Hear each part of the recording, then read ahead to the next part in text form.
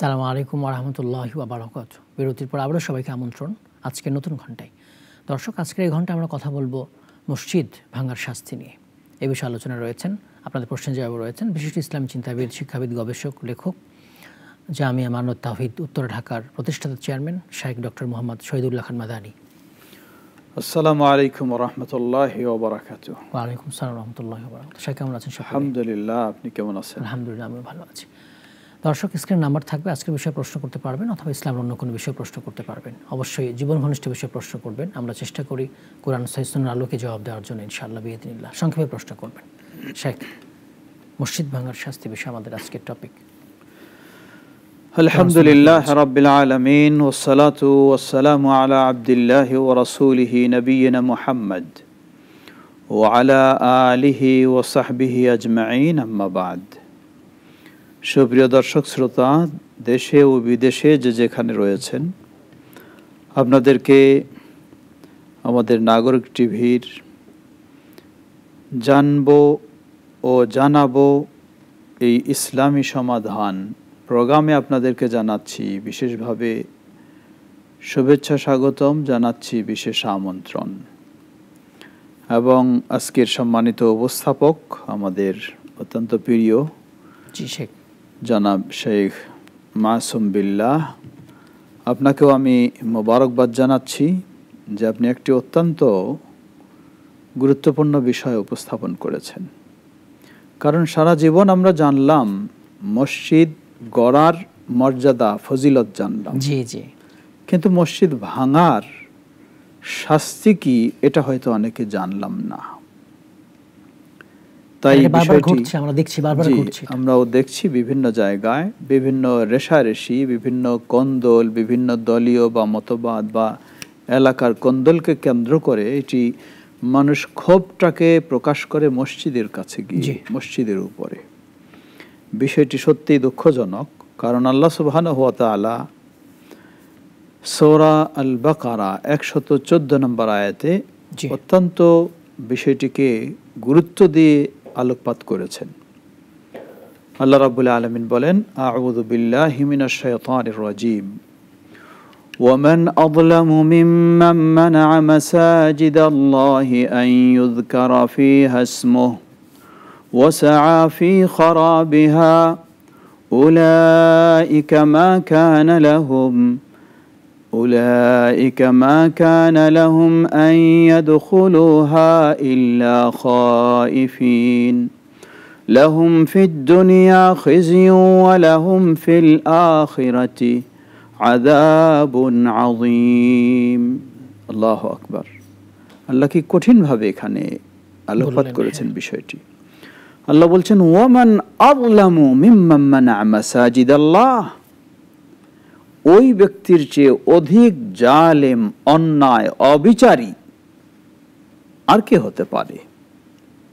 মিম্মান মানা'a মাসাজিদাল্লাহ আন ইউযকারা ফীহা ইসমুহু, যে আল্লাহর মসজিদগুলিতে আল্লাহর নাম স্মরণ করা হবে, এটা বাধা দেয়। কিভাবে বাধা দেয়? বিভিন্নভাবে হতে পারে। তার মাঝে একটি বড় হলো এটিকে প্রতিবন্ধকতা সৃষ্টি করার মাধ্যমে মসজিদে সালাত আদায় করতে দেবে না, মসজিদ ভেঙে দেবে বা শত্রুতা সৃষ্টি করবে, এই ধরনের। আল্লাহ সুবহানাহু ওয়া তাআলা আয়াতের শেষে বললেন তাদের শাস্তি সম্পর্কে, লাহুম ফিদ দুনিয়া খিজিয়ু ওয়া লাহুম ফিল আখিরাতি আযাবুন আযীম। লাহুম ফিদ দুনিয়া খিজিয়ু, তাদের জন্য দুনিয়ার জীবনে লাঞ্ছনা, অবমাননা, অপদস্থ রয়েছে। সম্মানিত তারা কখনোই হবে না। এবং ওয়া লাহুম ফিল আখিরাতি আযাবুন আযীম। আল্লাহ রাব্বুল আলামিন সূরা বাকারার শুরুতে এক শ্রেণীর জন্য বলেছেন ওয়ালাহুম আযাবুন আযীম। কোন শ্রেণী এটা? এটা হলো মুনাফিক শ্রেণী। এখানেও আল্লাহ রাব্বুল আলামিন বলছেন লাহুম আযাবুন আযীম, তাদের জন্য মহা শাস্তি রয়েছে আখিরাতে। এর মানে তাহলে বোঝা যায় যেন বাহ্যিকভাবে মসজিদ ভাঙতে পারে একজন অমুসলিম, হিন্দু হোক, বৌদ্ধ হোক, খ্রিস্টান হোক, যে মুসলিম নয়, কিন্তু মুসলিম ব্যক্তি যে সালাত আদায় করে, নিজেকে মুসলিম বলে দাবি করে, সে মসজিদ ভাঙবে, এটা তো হতে পারে না। কারণ আল্লাহ রাসূল সাল্লাল্লাহু আলাইহি ওয়াসাল্লাম বলেন, মান বানা লিল্লাহি মসজিদা বানাল্লাহু লাহু বাইতান ফিল জান্নাহ। সুবহানাল্লাহ। যে ব্যক্তি আল্লাহর সন্তুষ্টি অর্জনের জন্য মসজিদ নির্মাণ করবে, আল্লাহ এর বিনিময়ে তার জন্য জান্নাতে অট্টালিকা তৈরি করে দেবে। সুবহানাল্লাহ। তাহলে এখানে একদিকে এই হাদিসে মসজিদ নির্মাণের মর্যাদা পাওয়া যায়, জান্নাতে অট্টালিকা আল্লাহ তৈরি করে দেবেন। তাহলে যিনি মসজিদ ভাঙবেন তার জন্য জান্নাত হারিয়ে যাবে। এটাই আল্লাহ বলছেন, ওয়ালাহুম ফিল আখিরাতি আযাবুন আযীম, তাদের জন্য আখিরাতে রয়েছে মহাশাস্তি। অতএব বিষয়টি অত্যন্ত দুঃখজনক। কিভাবে একজন মুসলিম হতে পারে? সবচেয়ে আরো বড় আশ্চর্যের বিষয় হলো, হয়তো সামান্য একটু বোঝের ভুলের কারণে, সামান্য কিছু মতভেদের ভুলের কারণে এই ক্ষোভ সৃষ্টি হয়, সেই আক্রমণ তারা করে থাকে। অথচ তার বাড়ির পাশে দেখুন, মসজিদের নামে সেখানে কবরের পূজা হচ্ছে। সেটা ফোন নিয়ে আসে। জি, আসসালামু আলাইকুম। দর্শক কে বলছেন, কোথা থেকে বলছেন, প্রশ্ন করবেন। শুনতে পাচ্ছেন? প্রশ্ন করবেন। আসসালামু আলাইকুম হুজুর। ওয়া আলাইকুম আসসালাম ওয়া রাহমাতুল্লাহ। মাসুম, কুমিল্লা ধর্মপুর থেকে। জি ভাই বলুন। দুটি প্রশ্ন। প্রথম প্রশ্নটি কোরআন থেকে সূরা বাকারা আয়াত নম্বর 238, অধ্যায় 2, সূরা বাকারা আয়াত 238।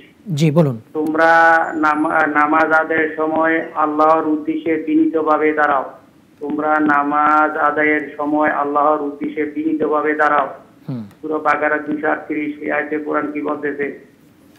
আর দ্বিতীয় প্রশ্নটি হলো, নামাজে যে আমরা আমিন বলি এর অর্থ সহ ব্যাখ্যা বলবেন আমাদের হানাফি মাযহাব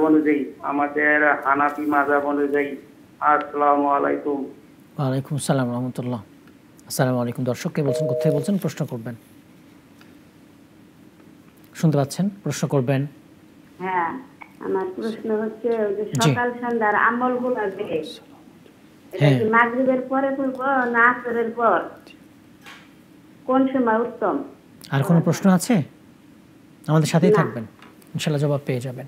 আসসালামু আলাইকুম। দর্শক কে বলছেন, কোথা থেকে বলছেন, প্রশ্ন করবেন। ওয়া আলাইকুম আসসালাম।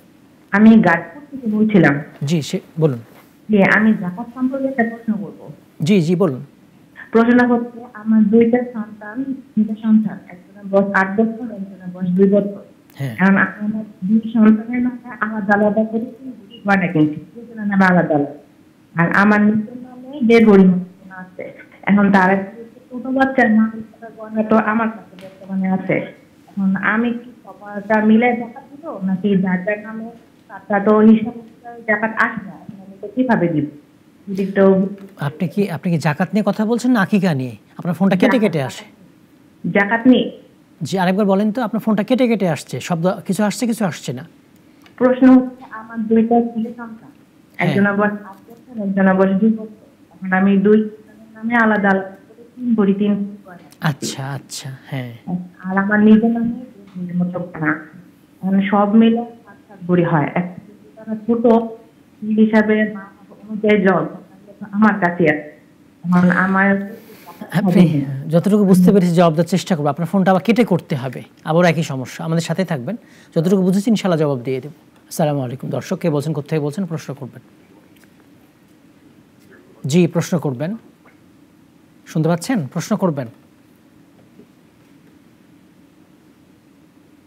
শুনতে পাচ্ছেন? প্রশ্ন করবেন। শেখ, আমরা জবাবে যাই ইনশাআল্লাহ, তারপর আলোচনায় যাব। ওই যেটা বলছিলেন যে সালাতের মধ্যে বিনয় নম্রতা, খুশু খুদু, জি, সূরা বাকারার আয়াত দিয়েছে। আল্লাহ সুবহানাহু ওয়া তাআলা সূরা বাকারায় বলেছেন, হাফিযু আলাস সালাওয়াতি ওয়া সালাতিল উসতা ওয়া কুমু লিল্লাহি কানিতিন। তোমরা সালাতগুলিকে সংরক্ষণ করো, বিশেষ করে মধ্যবর্তী সালাহ, এবং ওয়া কুমু লিল্লাহি কানিতিন, সালাতে তোমরা আল্লাহর জন্য দণ্ডায়মান হবে, বিনয়ী, নম্র এবং অনুগত হয়ে। তো তো এখানে মূলত এই আয়াতটি নাজিল হওয়ার পূর্বে সালাতে দাঁড়ানোর পরও ইশারা ইঙ্গিতে বা বিভিন্নভাবে কিছু কথা বা যেমন সালামের জবাব দেওয়া এইগুলি ছিল। এই আয়াত নাজিল হওয়ার পরেই সেসব কিছু বন্ধ হয়ে যায়, যার কারণেই আমরা বলে থাকি বা হাদিসেও যেটি এসেছে তাহরিমুহা আত-তাকবীর, যখন আল্লাহু আকবার বলে তাকবীরে তাহরিমা দিয়ে শুরু করবে বাইরের সব কথাবার্তা সব কিছু হারাম হয়ে যাবে। ও তাহলিলুহা আত-তাসলিম, ডানে বামে যখন সালাম ফেরাবে তারপরে বাইরের কথা হালাল হবে। তাই বিনয়, নম্র এবং অনুগত হয়ে দাঁড়ানো এর অর্থ হলো সালাতের যে পদ্ধতি রাসূলুল্লাহ সাল্লাল্লাহু আলাইহি সাল্লাম দিয়েছেন সেভাবেই মনোযোগী হয়ে দাঁড়াবে এবং বাইরের সব কিছু থেকে বিরত হয়ে যাবে। আসসালামু আলাইকুম। দর্শককে বলছেন কোথায় বলছেন, প্রশ্ন করবেন। ওয়ালাইকুম আসসালাম রাহমাতুল্লাহি ওয়া বারাকাতুহু। জি বলুন। ইউনুস আলী। জি ভাই বলুন। হুজুর, কথা হচ্ছে কি যে আমাদের যে মুসলমান সমাজের ভিতরে যে বিয়েতে বাদ্যযন্ত্র বাজানো হয়, যে বিয়ের অনুষ্ঠানে নাচানাচি করে বাদ্যযন্ত্র বাজায়, এটা কি আমাদের শরীয়ত মোতাবেক কি সঠিক না বেসঠিক? দ্বিতীয় প্রশ্ন, জি আমাদের বসত বাড়ির ভিতরে একটা গায়েবী মাজার উঠছে এবং এই মাজারটা খেদমত করে হচ্ছে আমার শাশুড়ি নিজেই। আচ্ছা, এই যে আমরা যে মাজার নিয়ে খেদমত করি কিংবা যদি খেদমত বন্ধ করি সমস্যা হয়, তাহলে আমরা এটা সঠিক কিভাবে চলবো এটা আমাদের একটু জানাবেন চাইলে। জি আমাদের সাথেই থাকবেন। আসসালামু আলাইকুম। ওয়ালাইকুম আসসালাম ওয়া রাহমাতুল্লাহ। আসসালামু আলাইকুম। দর্শক কে বলছেন কোথায় বলছেন, প্রশ্ন করবেন। আসসালামু আলাইকুম হুজুর সাহেব, আমি বগুড়া থেকে বলছি। ওয়ালাইকুম আসসালাম ওয়া রাহমাতুল্লাহ। জি জি ভাই বলুন, প্রশ্ন করবেন। হ্যাঁ, প্রশ্ন হচ্ছে চাকরি বাকরি করে অনেকেই অবৈধভাবে ইনকাম করে অর্থ সম্পদ বানায়, ঠিক আছে? এই সম্পদ ওই সম্পদে আবার ওই সম্পদ দিয়ে আবার হজে যায়, ওই সম্পদ থেকে আবার ওই দান দক্ষিণা করে, মসজিদ মাদ্রাসা দান দক্ষিণা করে। এটা কতদূর মানে নিয়ম বহির্ভূত বা সত্য, এটা একটু হুজুরকে জানাই না। জি জি অবশ্যই আমাদের সাথে থাকবেন, ইনশাআল্লাহ জবাব পেয়ে যাবেন। সে আমরা আরেকটা প্রশ্নে যাব, ওই যে আমিন অর্থ কি, আমিন বলার ব্যাপারটা, যদি উনি হানাফি মাযহাবে মাসালা জিজ্ঞেস করেছেন এত বাড়িয়ে। আল্লাহ রাসূল সাল্লাল্লাহু আলাইহি ওয়াসাল্লাম বলেন ইযা আমানাল ইমামু ফা আমিনু, এটি সহিহুল বুখারীর হাদিস। ইমাম যখন আমিন বলে তোমরাও আমিন বলো। আরেক হাদিসে বলেছেন ইযা ক্বালাল ইমামু গায়রিল মাগদুবি আলাইহিম ওয়ালাদ-দাল্লিন ফাকুলু আমিন, যখন ইমাম বলবে গায়রিল মাগদুবি আলাইহিম ওয়ালাদ-দাল্লিন তখন তোমরা আমিন বলো। আমিন শব্দের অর্থ এখানে আল্লাহ কবুল করুন, এটুকুই অর্থ। এখন আমাদের ভাই প্রশ্ন করেছেন হানাফি মাযহাবের, আসলে হানাফি মাযহাবের আলোকে এর অর্থ ভিন্ন নেই, হয়তো আওয়াজে বলবে না বলবে না এটির কিছুটা ভিন্নতা রয়েছে। শাফি মাযহাবে, হাম্বলি মাযহাবে, মালিকি মাযহাবে, তিন মাযহাবেই আওয়াজের সাথে ইমাম এবং মুক্তাদিরা বলে যেভাবে হাদিসে এসেছে। আর আমাদের দেশে হানাফি মাযহাবে এটি ইমাম এবং মুক্তাদি উভয়ে নীরবে বলে। এটি হলো মাযহাবী পার্থক্য, হাদিসের পার্থক্য নেই। হাদিসের পার্থক্য আল্লাহ রাসূল সাল্লাল্লাহু আলাইহি ওয়াসাল্লাম আওয়াজের সাথে বলতেন, সাহাবায়ে কেরামও আওয়াজের সাথে বলতেন। আর অর্থে কোনো পার্থক্য নেই, সকলের কাছে একই অর্থ। হাসান, তারপরের প্রশ্নে যাব, সেটা হচ্ছে সকাল সন্ধ্যা জিকির। সন্ধ্যা বলতে কি আসর থেকে মাগরিব নাকি মাগরিবের পরে? একটা ফোন নিয়ে সেটা জবাব দিয়ে দিয়ে।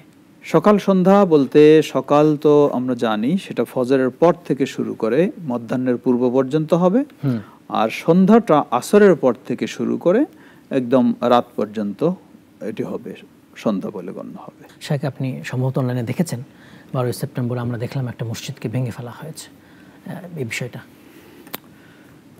ধন্যবাদ আপনাকে। আসলে যেহেতু আজকে এই বিষয় নিয়ে কথা এবং আপনি একটি প্রশ্ন করলেন বা একটি বিষয়, বাস্তব বিষয়, গত 12 সেপ্টেম্বর জুমার দিন, এখন তো কোথায় কি ঘটে খুব দ্রুত অনলাইনে সোশ্যাল মিডিয়ায় দেখা যায়, বোঝা যায়, জানা যায়। জি, তো এটি অত্যন্ত দুঃখজনক বিষয়। এটি ময়মনসিংহের সম্ভবত মুক্তাগাছায় একটি জায়গায়, সেখানে একটি মসজিদ, আবু হুরায়রা মসজিদ ও মাদ্রাসা কমপ্লেক্স, যেটাকে সামান্য কিছু বিরোধের কারণে, মাসআলাগত বিরোধের কারণে সেটিকে ভেঙে দেওয়া হয়েছে।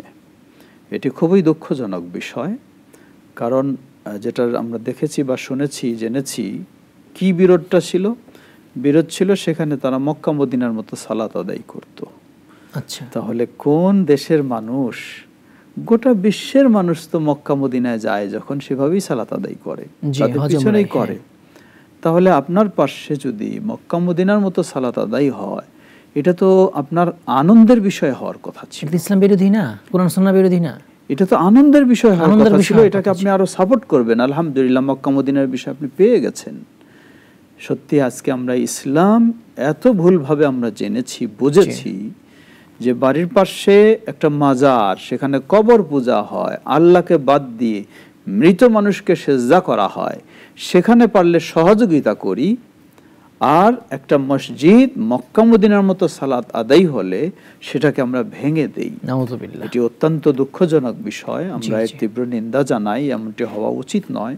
ইমাম আবু হানিফা রাহিমাহুল্লাহ, ইমাম শাফিঈ, ইমাম মালিক, ইমাম আহমদ বিন হাম্বল রাহিমাহুল্লাহ, তারা পরস্পরে কখনো এই ধরনের একে অপরের প্রতি এত ভুল বুঝাবুঝি ও বিদ্বেষী কখনোই ছিলেন না। একে অপরকে তারা শ্রদ্ধাবোধ করেছেন, শ্রদ্ধা দেখিয়েছেন, কোরআন সুন্নাহর সকলেই কথা বলেছেন। তাই এই ঘটনাটি সত্যিই আমাদের কষ্টদায়ক, এবং আমরা বলবো প্রশাসনকে আমরা অনুরোধ জানাবো এগুলি একটু গুরুত্ব দেওয়া। কারণ এগুলি দিয়েই কিন্তু পরিবেশটাকে নষ্ট করা হয়, সমাজ নষ্ট করা হয়, দেশকে অশান্তি বিশৃঙ্খলার দিকে নিয়ে যাওয়া হয়। যার যেভাবে আছে সেটাই করবে, অসুবিধা কোথায়? যদি ইসলাম যেখানে মাজার চলতেছে, কবর পূজা চলতেছে, কাদিয়ানির মসজিদ, কাদিয়ানি যেখানে সকলের কাছে অমুসলিম, তাদের সুযোগ যেখানে দেওয়া হচ্ছে, মুসলিমদের উপাসনা চলতেছে, সেখানে চলতেছে, খ্রিস্টানদের গির্জা চলতেছে, হিন্দুদের মন্দির চলতেছে, তাহলে মক্কা মদিনার মতো সালাত আদায় হবে, সেই কারণে এটাকে ভেঙে দেওয়া হবে। এটি আসলে প্রশাসনেরও একটি চরম ব্যর্থতা মনে করি। তাই প্রশাসনকে আমরা অনুরোধ জানাবো, এই ধরনের যারা আইন নিজেদের হাতে তুলে নিয়ে বিশৃঙ্খলা করে, তাদের যথাযথ তদন্ত সাপেক্ষে ব্যবস্থা নেওয়া দরকার। আল্লাহ যারা এই সমস্ত নোংরা কাজগুলি করেছে, আল্লাহ তাদেরকে হেদায়েত দান করুন।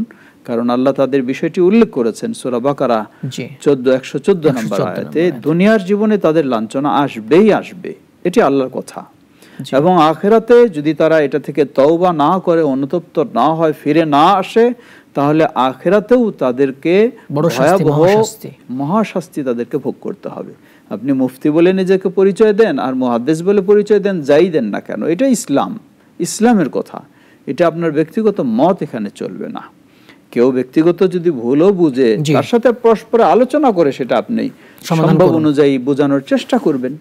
কিন্তু এইভাবে আপনি এই ধরনের একটা অমানবিক, বিশেষ করে ইসলাম বিরোধী, কোরআন বিরোধী, সুন্নাহ বিরোধী কাজ করবেন, এমনটি হতে পারে না। ধন্যবাদ আপনাকে। হাসান তাশেক, পরের প্রশ্ন জবাব। আমাদের আরেকটা প্রশ্ন ছিল, সেটা হচ্ছে যে ওনার জাকাত সোনাটা ভাগ ভাগ করে দিয়েছেন, একে 3 ভরি, 3.5 ভরি, একে 3 ভরি, 3.5 ভরি। এখন আলাদা করলে জাকাত আসছে না, 7.5 ভরি হচ্ছে না। এখন একসাথে করলে আসছে, এটা জাকাত দেওয়া লাগবে কিনা? জি, ধন্যবাদ। স্বর্ণ বা অলংকার যদি হয়, এর জাকাত নিয়ে কিছু মতামত রয়েছে, তবে মনে করি সঠিক হলো, নিরাপদ হলো জাকাত দেওয়া। এখন অলংকারের জাকাতের ক্ষেত্রে মনে রাখতে হবে, কেউ যদি অলংকার এমন পরিমাণ হয়, 7.5 ভরি পরিমাণ স্বর্ণ হয় এবং 1 বছর পূর্ণ থাকে, তাহলে জাকাত ফরজ হবে। এখন জাকাত ফরজ হওয়ার সময়ে আগেই জাকাত দেওয়ার ভয়ে যদি এটা মানুষকে ভাগ করে দেয়, তাহলে এটি চরম অন্যায়। আর যদি নর্মালি ভাবে সময় এসেছে, সুযোগ হয়েছে, সন্তানদেরকে বন্টন করে দেবে, অসুবিধা নেই, তাহলে সেটার উপরে জাকাত ফরজ নয় এবং কোনো সমস্যাও নেই। আল্লাহু তাআলা আ'লাম। জাযাকাল্লাহ খায়ের। পরের প্রশ্নে আমরা যাব, সেটা হচ্ছে যে বিয়েতে বাদ্যযন্ত্র, নাচ গান, এগুলো ইসলামের শরিয়া কি বলছে মুসলিমদের বিয়েতে? মুসলিমদের বিয়ে মনে রাখতে হবে, মুসলিমদের বিয়ে এটাও একটা ইবাদত। এটাও একটা ইবাদত, বরং গুরুত্বপূর্ণ ইবাদত একটা। কারণ এই বিয়ে শাদীর মাধ্যমে তার জীবনটাকে, যৌবনকে যথাযথভাবে ব্যবহার করার সুযোগ পায়, অশ্লীলতা থেকে নিজেকে রক্ষা করতে পারে। তাই এটি একটি গুরুত্বপূর্ণ ইবাদত। অতএব মুসলিমদের বিয়ে শাদী কখনো অমুসলিমদের কালচার অনুযায়ী হতে পারে না, এটি হারাম। বিশেষ করে বিয়েতে বাদ্যযন্ত্র, যদি আমরা লক্ষ্য করি ইসলামী শরীয়তে হয়তো এতটুকু অনুমোদন পাওয়া যায়, এক পার্ট বিশিষ্ট তবলা যেটাকে বলা হয়, সেটা যদি ছোট বাচ্চারা আনন্দের সাথে বাজায়, এক পার্ট বিশিষ্ট, যা দুই পার্ট নয়, এক পার্ট। অন্যভাবে ছোট বাচ্চারা যদি কিছু উৎসাহমূলক ইসলামী বা সঙ্গীত জাতীয় কিছু বলে, সেটিও অসুবিধা নেই। কিন্তু অমুসলিমদের কালচার দেখে তাদের মতো আমাদের মাঝে গান বাজনা, অশ্লীলতা এবং কনসার্টের আয়োজন ইত্যাদি বা একেবারে মানে বাজে অবস্থা, এটি কোনো মুসলিমের জন্য এটি বৈধ নয়। এবং বিশেষ করে যেই বিয়েতে এই আয়োজন হবে, এই বিয়েটাও বৈধ হওয়া কঠিন এবং ওই দাম্পত্য জীবনটাও আল্লাহর সন্তুষ্টি পাওয়াটা কঠিন। তাই আমরা সকলকে আহ্বান জানাবো যে মুসলিমদের এমনটি কাজ কখনো মুসলিমদের কালচার অনুযায়ী হওয়া উচিত নয়, বৈধ নয়, হারাম সেটি। জি, আসসালামু আলাইকুম। দর্শক কে বলছেন, কোথায় বলছেন, প্রশ্ন করবেন। ওয়ালাইকুম আসসালাম। হুজুর, আমি বলছি মোহাম্মদ ওবায়দুর রহমান, ওই পিলখানা 1 নম্বর গেট, হাজারীবাগ। জি ভাই বলুন। ঢাকা। হ্যাঁ বলুন। বলতেছি কি, আমি মোবাইল ব্যাংকে বলছেন সিনিয়র আমগার্ড হিসেবে চাকরি করি স্যার। আচ্ছা। এখন কি আমার এই চাকরিটা, আমার তো 4টে মেয়ে বলছেন, ওই একটা বড়টাকে হাফেজি মানে মৌলানা পড়ে হাফেজের সাথে বিয়ে দিয়ে দিচ্ছে, আর 3টে আছে ওরা মাদ্রাসায় পড়ে। তো আমার তো কোনো উপায় নেই, তো আমি আমগার্ড হিসেবে চাকরি করি। এটা কি আমার কি চাকরি করা কি হালাল হবে না কি সমস্যা? মোবাইল ব্যাংকে আছে সিনিয়র আমগার্ড হিসাবে। বুঝতে পেরেছি, বুঝতে পেরেছি। আমাদের সাথে আর ওই জি বলুন, শেয়ারের ব্যবসা কি হালাল না হারাম? জি আমাদের সাথে থাকবেন, ইনশাআল্লাহ জবাব পেয়ে যাবেন। জি জি, থ্যাংক ইউ বস। জি জাযাকাল্লাহ খাইর। আসসালামু আলাইকুম। ওয়া আলাইকুম সালাম ওয়া রাহমাতুল্লাহ। জি কে বলছেন, প্রশ্ন করবেন, কোথা থেকে? আমার আম্মা 4 দিন হলো ওপেনার সার্জারি হয়েছে, এখন উনি হসপিটালে ভর্তি আছেন। এক্ষেত্রে ওনার নামাজ ওযু করতে পারতেছে না, নামাজ পড়ে কিভাবে? তায়াম্মুমের ব্যবস্থা এখানে নাই। বুঝতে পেরেছি। তায়াম্মুম বলে কিভাবে করব আর কি? বুঝতে পেরেছি, আমাদের সাথে থাকবেন, ইনশাআল্লাহ জবাব পেয়ে যাবেন। সেখানে আমাদের আরেকটা প্রশ্ন ছিল, সেটা হচ্ছে উনি বলছেন বসত বাড়িতে মাজার আছে, শাশুড়ি মাজার দেখাশোনা করেন। লা হাওলা ওয়ালা কুওয়াতা ইল্লা বিল্লাহ। এটি খুব ভয়ঙ্কর বিষয়। মাজার আসলে আমাদের একটা ভারত উপমহাদেশে এমন একটা কালচার, মসজিদের যত আমরা গুরুত্ব দেই তার চেয়ে বেশি গুরুত্ব দেই মাজারকে। আসলে মাজারটা কি? এইখানে হয়তো বা একটা কবর রয়েছে। এই কবরকে কেন পরিচর্যা করতে হবে? কবরকে কেন ভবন বানাতে হবে? কবরকে কেন পরিষ্কার পরিচ্ছন্ন রাখতে হবে? পরিষ্কার পরিচ্ছন্ন বলতে সেখানে যেন জীব জানোয়ার চলাফেরা না করে, সেগুলি থেকে সংরক্ষিত থাকবে, সেটা ঠিক আছে। কিন্তু এটাকে টাইলস করে দিতে হবে, এটাকে ধুয়ে মুছে রাখতে হবে, এটাকে উঁচু করে রাখতে হবে, এখানে ফুল দিতে হবে, এগুলি সম্পূর্ণ হারাম কাজ, সম্পূর্ণ হারাম। শুধু হারাম নয়, এগুলি সম্পূর্ণ শিরকি কাজ, এবং এই শিরকি কারণে মানুষের ঈমান হারিয়ে যাবে, সে চিরস্থায়ী জাহান্নামী হবে যদি সে তওবা না করে এগুলি থেকে। তাই যে ভাই আমাদের প্রশ্ন করেছেন তাকে আমরা অনুরোধ জানাবো, আপনি নিজে অবশ্যই এটি থেকে বিরত থাকবেন, এবং আপনার শাশুড়ি যদি হয়ে থাকে তাদেরকে অবশ্যই সুন্দরভাবে আপনি বোঝাবেন যে আপনি একজন মেয়ে মানুষ, কেন আপনি আরেকজন মানুষের কবরে গিয়ে থাকবেন, কেন এখানে আপনি কি করতে যাবেন, কি এটা তো ইসলাম কখনো বলেনি। আমরা যদি লক্ষ্য করি, পৃথিবীর শ্রেষ্ঠ রাসূল সাল্লাল্লাহু আলাইহি ওয়াসাল্লাম, আল্লাহর শ্রেষ্ঠ বান্দা, শ্রেষ্ঠ ব্যক্তি, প্রিয় ব্যক্তি মুহাম্মদ সাল্লাল্লাহু আলাইহি ওয়াসাল্লাম, তার কবরে তো কোনো ব্যক্তি নাই সেখানে গিয়ে নিয়মিত পরিষ্কার করে, সেখানে গিয়ে খেদমত করে, সেখানে গিয়ে সেবা দেয়, সেখানে গিয়ে ফুল দেয়, সেখানে গিয়ে গোলাপ জল ঢালে, সেটা কি আছে?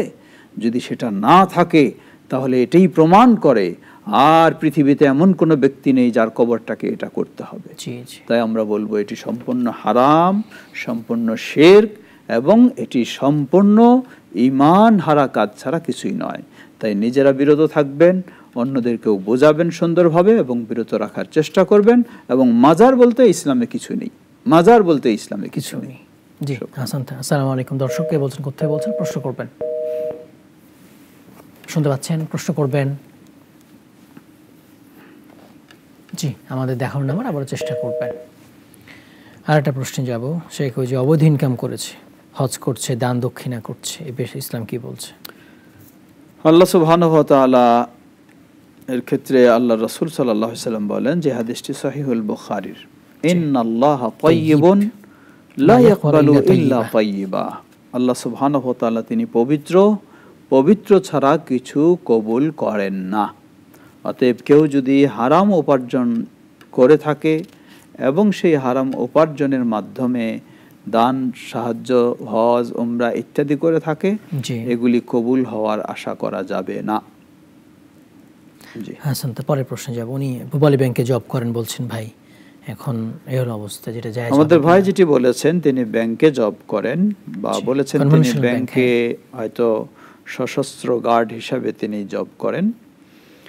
তো এখানে আমরা বলবো, প্রথম হলো যে সমস্ত প্রতিষ্ঠান সুদী প্রতিষ্ঠান, আল্লাহ রাসূল সাল্লাল্লাহু আলাইহি ওয়াসাল্লাম বলেন, লাআনা রাসূলুল্লাহ সাল্লাল্লাহু আলাইহি ওয়াসাল্লাম আকিলার রিবা ওয়া মুকিলাহু ওয়া কাতিবাহু ওয়া শাহিদাইহি। আল্লাহ রাসূল সাল্লাল্লাহু আলাইহি ওয়াসাল্লাম যে সুদ খায়, যে সুদ খাওয়ায়, যে সুদ লেখালেখি করে, যে সুদের ব্যাপারে সাক্ষী দেয়, সকলের প্রতি লানত বর্ষণ করেছেন এবং এই কাজটি হারাম। এখন প্রশ্ন এখানে, যিনি এখানে সিকিউরিটির দায়িত্ব পালন করেন, গার্ডের কাজ করেন, হয়তোবা তিনি অন্য কোনো কোম্পানি থেকে তাকে এখানে দেওয়া হয়েছে, তাই উনি কি ওই হারামের যেগুলি বললাম আমরা সের মধ্যে অন্তর্ভুক্ত হবে কি না, এটি নিয়ে কিছু মতভেদ রয়েছে। কেউ বলেছেন যেহেতু উনি ওই 4 কাজের সাথে জড়িত নয় তাই উনি অন্তর্ভুক্ত হবেন না। আবার কেউ বলেছেন যে উনি তো সবারই নিরাপত্তা দিচ্ছেন, সবারই শৃঙ্খলায় করছেন এবং সবাই যেন নিরাপদে সুষ্ঠু শৃঙ্খলায় তাদের কাজগুলি, সুদী কাজগুলি করতে পারে, এটাই তিনি পাহারা দিচ্ছেন। তাই এটা অবশ্যই আরো বড় অপরাধ হবে। তাই আমরা ভাইকে পরামর্শ দেব, যেহেতু আল্লাহ রাসূল সাল্লাল্লাহু আলাইহি ওয়াসাল্লাম বলেন, ইন্নাল হালালা বাইয়িনুন ওয়াল হারামা বাইয়িনুন ওয়া বাইনাহুমা উমুরুম মুশতাবাহাত। হালাল হলো স্পষ্ট, হারাম স্পষ্ট, উভয়ের মাঝে কিছু অস্পষ্ট রয়েছে, সেগুলি থেকে বিরত থাকতে হবে, কারণ যে অস্পষ্টতায় লিপ্ত হবে সে হারামে লিপ্ত হবে। তাই আপনি আল্লাহকে ভয় করুন, আল্লাহর সাহায্য চান। আপনি এই ধরনের সুদী ব্যাংকে জব না করে বিভিন্ন অফিসে এই ধরনের প্রয়োজন হয়, আপনি সেখানে যাবেন। আমরাও দোয়া করি আল্লাহ আপনার জন্য সহজ করে দিন। আমিন আমিন। আসসালামু আলাইকুম। দর্শককে বলছেন, কোথায় বলছেন, প্রশ্ন করবেন। শুনতে পাচ্ছেন? প্রশ্ন করবেন। শুনতে পাচ্ছেন? প্রশ্ন করবেন।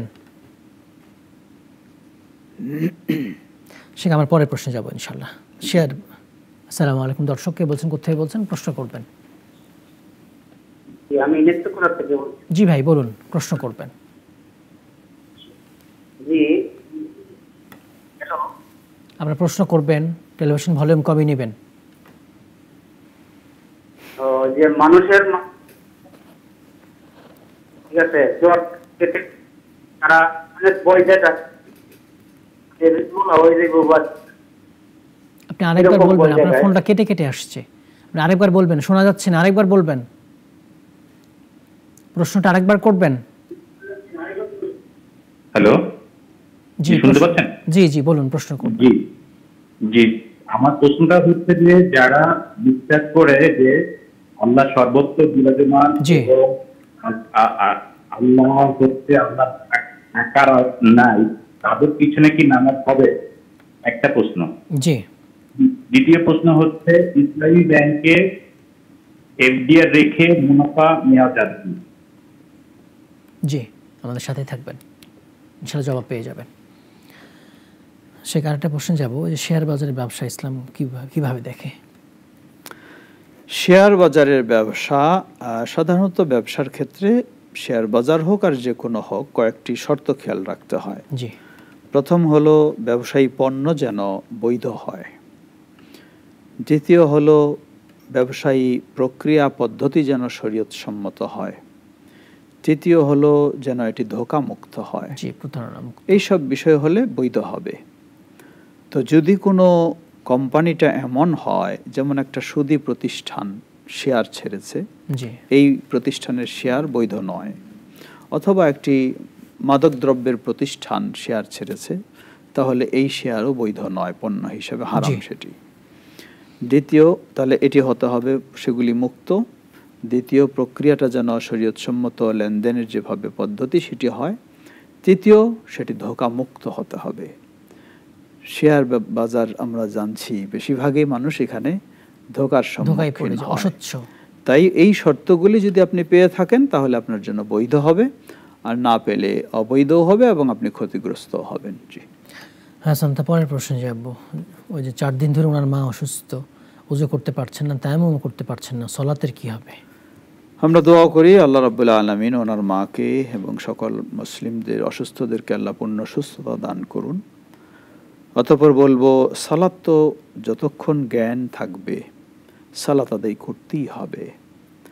দাঁড়িয়ে না পারলে বসে, বসে না পারলে শুয়ে, পানি ব্যবহারে অক্ষম হলে তায়াম্মুম করবে। এখন যেহেতু শহরে তাই অনেক সময় অনেকজন করে থাকে, কিছু মাটির ব্যবস্থা রাখে যেগুলি দিয়ে তায়াম্মুম করে সালাত আদায় করে, সেটুকু আপনারা করানোর চেষ্টা করবেন। আল্লাহ সহজ করুন। আমিন। আসসালামু আলাইকুম। দর্শক কে বলছেন, কোথায় বলছেন, প্রশ্ন করবেন। হ্যালো, আসসালামু আলাইকুম। ওয়া আলাইকুম আসসালাম ওয়া রাহমাতুল্লাহ। বলুন। হুজুর, আমার একটা বড় প্রশ্ন। জি। আমার 4টে সন্তান, 2টা ছেলে হাফেজ হয়েছে, মাওলানা পড়তেছে, আর একটা ছোট ছেলেকে আমি মাদ্রাসায় দিচ্ছি, কয়েকদিন ক্লাস করলো, এখনো সে মাদ্রাসায় ঢুকতেইছে না। আগে বলেন যে আমি তোমাদের ছাড়া থাকতে পারি না, এখন বলেন যে মা রে, এখন হুজুর আমি কি করব? আমি তো মা, আমার খুব কষ্ট হয় হুজুর, একটু আপনি জানাবেন। আপনার 3 নম্বর ছেলের কি হয়েছে? বুঝেছি। মাদ্রাসা যাইতেছে না। জি জি, বুঝতে পেরেছি। ছেলে কয়েকদিন মাদ্রাসা গেল, ভালোই ক্লাস করছে, বুঝতে পেরেছি। ক্লাস করার পর এখন মাদ্রাসা ঢুকতেইছে না, এমন কান্নাকাটি করে ওখানে রাখাই যায় না। বুঝতে পেরেছি। আমাদের সাথে থাকবেন ইনশাআল্লাহ, আমরা পরামর্শ দিয়ে দেবো, আমাদের সাথেই থাকবেন। শেখ, পরের প্রশ্নে যাব। যারা আল্লাহ তাআলাকে সর্বত্র বিরাজমান মনে করে, আল্লাহর আকার নাই মনে করে, তাদের বলছেন আমাদের সালাত হবে কিনা? যারা মনে করে আল্লাহ সুবহানাহু ওয়া তাআলা সর্বত্র বিরাজমান, এই ক্ষেত্রে ইমাম আবু হানিফা রাহিমাহুল্লাহ তিনি স্পষ্ট জবাব দিয়েছেন। তাকে জিজ্ঞাসা করা হলো যারা এই ধরনের বলে, তিনি বললেন ফাকাদ কাফারা লিআন্নাল্লাহ তাআলা ক্বাল আর রহমানু আলাল আরশি ইসতাওয়া, যে বিশ্বাস করে আল্লাহ সর্বত্রই রয়েছেন অথবা আরশের উপরে নেই, অথবা আরশের উপরে রয়েছেন কিন্তু আরশ উপরে নয়, ফাকাদ কাফারা, সে কুফরি মতবাদে চলে গেছে। কারণ আল্লাহ নিজেই বলেছেন যে আল্লাহ সুবহানাহু ওয়া তাআলা আরশের উপরে রয়েছেন, আর আরশ উপরেই, সেটি সবাই জানে, কোরআন সুন্নাহ বলছে। অতএব ইমাম আবু হানিফা রাহিমাহুল্লাহর এত সুন্দর স্পষ্ট ফতোয়া থাকা সত্ত্বেও কেউ যদি এটাকে বিশ্বাস না করে, বরং বিশ্বাস করে আল্লাহ সুবহানাহু ওয়া তাআলা সত্তায় সর্বত্র বিরাজমান, তাকে ভালো বিজ্ঞ আলেম দিয়ে বোঝানোর চেষ্টা করতে হবে। যদি সে বুঝে আলহামদুলিল্লাহ, আর যদি না বুঝে এরপরেও ইমাম আবু হানিফা রাহিমাহুল্লাহর মতো ব্যক্তির ফতোয়াও নিতে না চায়, তাহলে তার পেছনে সালাত বৈধ হবে না। আল্লাহু আ'লাম। ওই ইসলামী ব্যাংকে টাকা রেখে মুনাফা ভোগ করার ব্যাপারটা, ইসলামী ব্যাংকে টাকা রেখে মুনাফা গ্রহণ, যদি ইসলামী ব্যাংক কর্তৃপক্ষ শতভাগ নিশ্চিত করে যে এটি বৈধ পন্থায়, ইসলামী শরিয়া পন্থায় সুদ মুক্ত, তাহলে গ্রহণ করতে পারবে। আর যদি বলে যে আমরা আসলে চেষ্টা করে যাচ্ছি, শতভাগ এখনো মুক্ত হতে পারিনি, তাহলে তো এটি নিরাপদ নয় এবং শতভাগ হালাল নয়। আল্লাহু আ'লাম। 4টা সন্তান, ওই যে 3 নম্বর সন্তানের মাদ্রাসায় যাচ্ছেন, আমরা একটা ফোন নিয়ে জবাব দেবো ইনশাআল্লাহ। জি। আসসালামু আলাইকুম। দর্শক কে বলছেন, কোথায় বলছেন, প্রশ্ন করুন। আসসালামু আলাইকুম ওয়া রাহমাতুল্লাহ। ওয়া আলাইকুম আসসালাম ওয়া রাহমাতুল্লাহ ওয়া বারাকাতুহু। আব্দুল জব্বারের কথা বলছিলাম, সুযোগ পেলে আবার বললাম, মাফ করবেন। জি ভাই, বলুন। মসজিদ বিষয়ে, আমাদের মসজিদের পাশে একজনের জায়গা আছে, 2 জনের জায়গা নিয়ে অনেকদিন মানে ডিবেট। আচ্ছা। কিন্তু সে জায়গা একজন 3 শতাংশ জায়গা আরেকজনের ভিতর পাবে, পাশেই মসজিদের সাথেই বাড়ি। এখন জায়গাটা উদ্ধার না পারি, ওই জায়গাটা আমরা মসজিদ কমিটি বলছি উদ্ধার করে আপনারা নেন, আমি তো উদ্ধার করতেই পারি না। এই সাহেব বলবেন আসলে যে জমির মালিক বাড়িতে বসত করতেছে, ঘর আছে, ভাঙা লাগবে বিদায়, সেও ছাড়িয়ে দিতেছে না। এখন কমিটি চাপ দিলে হয়তো ছাড়িয়ে দিতে বাধ্য হবে। কোনটা করলে সঠিক হবে সাহেবকে জানাবেন, এটা মসজিদে সে দান করবে, কারণ কমিটির পরে জায়গাটা ছেড়ে দিয়েছে। 2 নম্বর প্রশ্ন হচ্ছে যে আলেম ওলামার এত ভালো ভালো কথা বলে, এত কিছু করার পর একজন আলেমের মনে করেন যে 100% ভালো নাও থাকতে পারে, এই 95% ভালো, 5% খারাপ। আমি একটা ওয়াজ দিতে গেলে মেমোরি দিই, হয়তো ওনার ওয়াজ শোনা ভালো না, এইরকম আলেমদের বিরুদ্ধে আমরা কথা বলি, বলা কি আমাদের ঠিক হয়? আর 3 নম্বর একটা প্রশ্ন হচ্ছে আমার যদি একদম প্রিয়জন কে আমি হারাই, আর 1 বছর হারাইছি, 1 বছরও আমি তাকে বলতে পারছি বাবা, বলবো কিভাবে ভোলা যায় না, বললে তো স্যার আমি ইবাদত করতে পারছি না, ব্যবসা করতে পারছি না, কোনো কিছুতেই মন বসে না। এই যে আমি যে বুঝতে পারছি না, তার জন্য যে আমি সংসার জীবনে একবারই করে তাকে বুঝতে পারি। বুঝতে পেরেছি, আমাদের সাথে থাকবেন, ইনশাআল্লাহ জবাব পেয়ে যাবেন। জি, আসসালামু আলাইকুম। দর্শক কে বলছেন, কোথায় বলছেন, প্রশ্ন করবেন? জি, প্রশ্ন করবেন। হ্যাঁ, প্রশ্ন হইল কি আমার ওয়াইফ গত ওমরা হজ করে এসে আর কিছুদিন পরে মারা গেছে। উনি তো চাকরি করতেন, কিছু টাকা পয়সা তো আছে আমার কাছে, আমি কিছু টাকা পয়সা দান করতে চাই। এটা কিভাবে দান করা যাবে, কোথায় কিভাবে কি যাতে উনি এটা পান, এই আমার প্রশ্ন। জি, সুন্দর, আমাদের সাথে থাকবেন, ইনশাআল্লাহ জবাব পেয়ে যাবেন। আসসালামু আলাইকুম। দর্শক কে বলছেন, কোথায় বলছেন, প্রশ্ন করবেন? ওয়ালাইকুম আসসালাম। আসসালামু আলাইকুম ওয়া রাহমাতুল্লাহ। ওয়া আলাইকুম আসসালাম ওয়া রাহমাতুল্লাহ। হুজুর, আমরা এই বাজার মসজিদে নামাজ পড়ি, এই মসজিদের সাথেই একটা একতলা বিশিষ্ট মাজার। আচ্ছা। এবং নিচে যে গম্বুজে করা কি বলে যে মাজারে গেলে উফা ভিটি বানায় না, এরকম ভিটি বানানো আছে। এখন প্রশ্ন হলো এই মসজিদে আমরা নামাজ পড়ি, আমাদের নামাজের কোনো সমস্যা হবে কিনা? জি, আমাদের সাথেই থাকবেন। জি, আমাদের সাথেই থাকবেন। শেখ যে একটা সন্তান মাদ্রাসা যাচ্ছে না, এই প্রশ্নের জবাবটা। জি, আলহামদুলিল্লাহ, আমাদের সেই মাকে আমরা বলবো যে 4 সন্তান, 2 জন হেফজ কমপ্লিট করে তারা আরো উপরে পড়ালেখা করতেছে, 3য় সন্তান যাচ্ছে না। এটা হতে পারে প্রথমে হয়তো শিক্ষকের কাছ থেকে ভালো স্নেহ বা আদর্শসুলভ আচরণ পায়নি, কষ্ট পেয়েছে, তাই তার একটা মাদ্রাসার প্রতি বা ওই মাদ্রাসার প্রতি বা ওই শিক্ষকের প্রতি আবার গেলে আমাকে আবার মারবে ছোট বাচ্চা, এর মাঝে একটা ভয় ঢুকে গেছে। তাই আমরা বলবো তাকে বাধ্য ওখানে না করানো, বরং আপনার যে 2 ছেলে যারা এখন পড়তেছে তাদের সাথে রেখে তাদের সহযোগিতায়, মানে তাদের পূর্ণ দেখাশোনার মাধ্যমে যদি রাখতে পারেন সেটি ভালো মনে করি, তাহলে তারাও একটু সাহস দিবে, সাথে রাখবে, এটি সহজ হবে। আল্লাহ সহজ করুন। এরপরে জোর করে বাধ্য করবেন না, এক জায়গায় না হলে আরেক জায়গায়। জি, রাইট। জি, জাযাকাল্লাহ খায়ের। পরের প্রশ্নে আমরা যাব, সেটা হচ্ছে ওই যে মসজিদের জমি আদায় করতে পারছেন না, আমরা একটা প্রশ্নের জবাব দেবো ইনশাআল্লাহ। আসসালামু আলাইকুম। দর্শক কে বলছেন, কোথায় বলছেন, প্রশ্ন করবেন? আসসালামু আলাইকুম রাহমাতুল্লাহ। ওয়া আলাইকুম আসসালাম রাহমাতুল্লাহ। আমি বলছি তানভীরুল হাসান, লালমনিরহাট থেকে। জি ভাই, বলুন। তো আমার প্রশ্নটা হচ্ছে, যেহেতু বিষয় এখানে মসজিদ ভাঙ্গা নিয়ে, তো আমাদের বিভিন্ন জায়গায় মসজিদগুলো ভাঙ্গা হচ্ছে, বিশেষ করে সালাফি মানহাজের মসজিদ। জি জি। তো এটার প্রকৃত কারণ এবং এর প্রতিকারের উপায় যদি শায়েখ একটু বলতেন। জি, সেগুলো নিয়ে আমরা কথা বলেছি, আবার বলবো ইনশাআল্লাহ। জি, আমাদের সাথেই থাকবেন। জি ইনশাআল্লাহ। আসসালামু আলাইকুম। আসসালামু আলাইকুম। দর্শক কে বলছেন, কোথায় বলছেন, প্রশ্ন করবেন? আসসালামু আলাইকুম। ওয়া আলাইকুম আসসালাম ওয়া রাহমাতুল্লাহ। বলুন। হুজুর, আমি কোন জামাতে নামাজ আদায় করতে গেছি, নামাজ আদায় করতে যায় ইমামের পেছনে নিয়ত বাঁধছি। হ্যাঁ, এখন টেলিভিশন ভলিউম কমিয়ে নেবেন। এখন নিয়ত বাঁধার পর দেখতেছি যে ইমাম সাহেব যে সূরা পড়তেছে, কিরাত পড়তেছে, আমার সে অশুদ্ধ। সেই ক্ষেত্রে আমার কি করণীয়? কারণ কি আমি জামাতে নামাজ পড়বো না নামাজ পড়বো না, বা অন্য নামাজদের কোনো সমস্যা হবে কিনা? ইমামের কেরাত আমার সে অশুদ্ধ। বুঝতে পেরেছি, আমাদের সাথেই থাকবেন, ইনশাআল্লাহ জবাব পেয়ে যাবেন। শেখ, আমরা পরের প্রশ্নে যাব। ওই যে মসজিদের জায়গাটা উদ্ধার করতে পারছে না, মসজিদের জমি অন্য কারো কাছে আছে হয়তো। মসজিদের জায়গা যদি অন্য কারো দখলে থাকে এবং জায়গাটা মসজিদের নামে রেকর্ড করা বা ওয়াকফ করা বা রেজিস্ট্রেশন করা থাকে, তাহলে প্রশ্নে হয়তো উনি বলেছেন যে কমিটি যদি চেষ্টা করে পারবে, এটি কমিটির দায়িত্ব সেটি চেষ্টা করা। কারণ এটি তো কমিটি খালি বসে বসে কমিটির পরিচয় দিবে খালি, এটা নয়। কমিটির দায়িত্ব মসজিদের আমানত সংরক্ষণ করা, মসজিদের আমানত কেউ নষ্ট করলে তার কাছ থেকে ফিরিয়ে নেওয়া, এটি বোঝানোর মাধ্যমে চেষ্টা করবে সুন্দরভাবে আগে, যদি না হয় তখন প্রয়োজনে আইনের আশ্রয় নিয়ে সেটি ব্যবস্থা নেবে।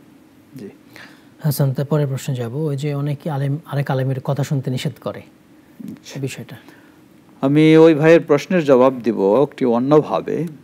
উদাহরণস্বরূপ ধরে নেন আপনি অসুস্থ, জি, আপনি চিকিৎসার জন্য এক ডাক্তারের কাছে যাবেন, কিন্তু যদি আপনি শোনেন বা জানেন যে এই ডাক্তার তিনি ভুল চিকিৎসা দেন, আপনি কি জেনে শুনে তার কাছে যাবেন? কোশ্চেন কালেও নয়। তাহলে আপনার জীবনের সুস্থতার জন্য যদি আপনি এতটুকু সচেতন হন যে কোনো ডাক্তার ভুল চিকিৎসা দেন, কিছুটা ভুল দেন, সবটাই দেন না, তাই তার কাছে আপনি ভয়েও যাবেন না, তাহলে কোনো আলেম যদি ইমানের চিকিৎসাটা ভুল দেন কিছুটা হলেও, তাহলে আপনি তার কাছে কিভাবে যাবেন? তো এই জন্য আমরা বলবো যে যার কাছে যতটুকু হয়তো বলবেন আপনি যতটুকু ভালো পাবো ততটুকু নেব, কিন্তু সেই ভালো মন্দ বাছাই করার যদি আপনার পূর্ণ যোগ্যতা না থাকে, তাহলে তো অবশ্যই আপনাকে যার মাঝে খারাপেরও সুযোগ রয়েছে তার থেকে বিরত থাকতে হবে। আল্লাহু আ'লাম। স্ত্রী মারা গেছেন, ভুলতে পারছেন না, 1 বছর হয়ে গেল, আমরা কি পরামর্শ দেব তাকে? স্ত্রী মারা গেছেন, ভুলতে পারছেন না, আমরা বলবো ওনাকে আপনি প্রথমে আল্লাহর উপরে আরো বিশ্বাস বৃদ্ধি করুন, কারণ আল্লাহ সুবহানাহু ওয়া তাআলা আপনার স্ত্রীর আয়ু যতটুকু ছিল ততটুকুই আল্লাহ রেখে, তিনি জীবিত ছিলেন, বিদায় গেছেন, আল্লাহর ডাকে সাড়া দিয়ে চলে গেছেন। এবং বিশ্বাস করুন আপনাকেও যেতে হবে, পূর্বের সবাই চলে গেছে, আমরাও সবাই যাব, এই বিশ্বাসটা আপনি দৃঢ় করার চেষ্টা করুন এবং ভাগ্যের প্রতি বিশ্বাস রাখতেই হবে। এটি আপনার ভাগ্যে ছিল, সেই বিশ্বাস আপনাকে রাখতে হবে। আশা করি তাহলে আপনার জন্য বিষয়টি বুঝতে সহজ হবে। এক, দ্বিতীয়, আপনি বিশেষ করে যে আলেম ওলামাদের কাছে এই ধরনের গাইড পাবেন তাদের সাথে একটু উঠা বসা বেশি করবেন, তাহলে আপনার হতাশা বা কষ্টটা একটু লাঘব হবে ইনশাআল্লাহ। ইনশাআল্লাহ বিইذনিল্লাহ। পরের প্রশ্নে আমরা যাব ইনশাআল্লাহ। আরেক ভাই প্রশ্ন করেছে, স্ত্রী মারা গেছে, টাকা পয়সা আছে, উনি দান করতে চাচ্ছেন, কি করবেন, কোন জায়গায় দান করবেন? জি, এটি বলবো আমরা, সেই স্ত্রীর অর্থ হোক অথবা আপনার অর্থ হোক, তার পক্ষ থেকে আপনি সাদকা জারিয়া মূলক দান করতে পারেন।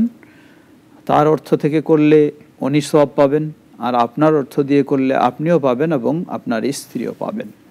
এটি সবচেয়ে উত্তম হলো যে সমস্ত মসজিদ সে কুসংস্কার মুক্ত, শিরক মুক্ত, মাজার মুক্ত, কবর মুক্ত, এই ধরনের মসজিদে আপনার স্ত্রীর পক্ষ থেকে দেবেন, অথবা দ্বীনি প্রতিষ্ঠান সেগুলিতেও আপনি দেবেন, তাহলে ইনশাআল্লাহ উনি প্রকৃত সওয়াব পাবেন ইনশাআল্লাহ বিইذনিল্লাহ। পরের প্রশ্নে যাব। যে মসজিদের পাশে কবর আছে, মাজার আছে, সালাত পড়া হবে কিনা? মসজিদের পাশে মাজার, এখন প্রশ্ন হলো এই মসজিদটা কি ভিন্ন না মাজারেরই মসজিদ, এবং মসজিদ মাজার একসাথে সম্পৃক্ত, এবং মসজিদের নাম দিয়ে মাজারের ব্যবসা চালাচ্ছে, যদি জিনিসটা এমনই হয় তাহলে সেই মসজিদে সালাত আদায় করা জায়েজ হবে না, কারণ এই মসজিদের সাইনবোর্ড ব্যবহার করে এখানে একটি শিরকি কর্মকাণ্ড চালু করেছে, মানুষের ঈমান হারার কাজ চালু করেছে। আল্লাহ রাব্বুল আলামিন বলেন, ওয়া তাআওয়ানু আলাল বিররি ওয়াত তাকওয়া ওয়া লা তাআওয়ানু আলাল ইসমি ওয়াল উদওয়ান, তোমরা তাকওয়ার কাজে, কল্যাণের কাজে পরস্পরের সহযোগিতা দাও, গুনাহের কাজে, বিদ্বেষের কাজে সহযোগিতা দিও না। তাই এই মসজিদটা যদি মাজারের মসজিদ হয় অথবা মসজিদটাকে সাইনবোর্ড হিসেবে ব্যবহার করে মাজারের ব্যবসা চালায়, তাহলে এই কাজে এখানে যাওয়া মানে এই কাজকে সহযোগিতা দেওয়া, এটি বৈধ হবে না। অপর দিক থেকে আল্লাহ রাসূল সাল্লাল্লাহু আলাইহি ওয়াসাল্লাম বলেন, কাতালাল্লাহু আল ইয়াহুদা ওয়ান নাসারা ইত্তাখাযু কুবুর আমবিয়াইহিম মাসাজিদ।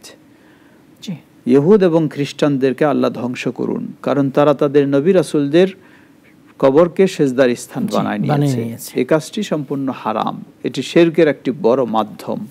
অতএব এই হিসাবেও যদি সেখানে মাজার থাকে তাহলেও সেখানে যাওয়া কখনো বৈধ হবে না, এবং সেখানে সালাত আদায় করলে তার উপরে আল্লাহর লানত বর্ষিত হবে। খুবই সংক্ষেপে শেখ, ওই যে সূরা অশুদ্ধ ইমামের, উনি কি করবেন? সালাত পড়বেন না অন্য জায়গায় পড়বেন? পরে একাই সূরা যদি অশুদ্ধ এমন হয় যার কারণে অর্থ বিকৃত হয়ে যাচ্ছে, এই ধরনের বিষয় হয় তাহলে তার পিছনে সালাত আদায় জায়েজ হবে না এবং এমন ইমাম রাখাও ঠিক হবে না। আহসান, অনেক ধন্যবাদ মূল্যবান সময় দেওয়ার জন্য শেখ, আপনাকে জাযাকাল্লাহ খাইর। জাযাকাল্লাহ। দর্শক, আমরা আজকের এই ঘন্টা আলোচনা করছিলাম মসজিদ ভাঙ্গার শাস্তি নিয়ে। শেখ সুন্দর আলোচনা করেছেন মসজিদ ভাঙ্গা, একজন মুসলিম কখনো মসজিদ বা অন্য কোনো উপাসনা গৃহ ভাঙতে পারে না, এটা কাফিরদের কাজ, অমুসলিমদের কাজ, মুশরিকদের কাজ। আর যারা মসজিদ ভাঙে, বাধা দেয়, পুড়িয়ে ফেলে, এটা হচ্ছে আপনার জালিম, জুলম। এটা আল্লাহ তাআলা এটা বলেছেন, কোরআন মাজিদে সাব্যস্ত হয়েছে। তাদের জন্য তাওবা না করলে দুনিয়ার জীবনে লাঞ্ছনা রয়েছে, পরকালীন জীবনে মহাশাস্তি রয়েছে, এটাও কোরআন দ্বারা সাব্যস্ত হয়েছে। একটা মসজিদ যখন আল্লাহর জন্য দিয়ে দেওয়া হয়, আল্লাহর মালিকানায় চলে যায়, সেখানে বাধা দেওয়া এটা আল্লাহর সাথে যুদ্ধ করা শামিল। সূরা মায়েদার 33 নম্বর আয়াত দ্বারা সাব্যস্ত হয়েছে এটা। আপনি কোনো মসজিদকে মাসালের কারণে মসজিদ দেরার বলতে পারেন না, ভেঙে ফেলতে পারেন না। তাই আমাদের যারা মসজিদ ভাঙছেন, বাধা দিচ্ছেন, পুড়িয়ে ফেলছেন, তাওবা করা উচিত, আল্লাহকে ভয় করা উচিত এবং এটা পুনর্নির্মাণ করে দেওয়া উচিত। আল্লাহ তাআলা আমাদের সবাইকে সঠিক বুঝ দান করুন, এই কাজ থেকে, অমুসলিম সুলভ কাজ থেকে বিরত থাকার তৌফিক দান করুন। আমিন। আসসালামু আলাইকুম ওয়া রাহমাতুল্লাহি ওয়া বারাকাতুহু।